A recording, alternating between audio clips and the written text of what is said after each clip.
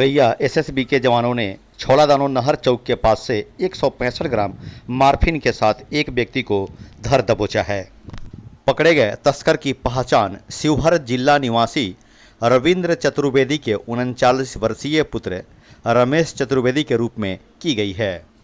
जब्त मार्फिन की कीमत अंतर्राष्ट्रीय बाजार में 41,38,000 के करीब बताया जा रहा है। इसे कागजी प्रक्रिया के बाद छौलादानो पुलिस को सुपुर्द कर दिया गया है।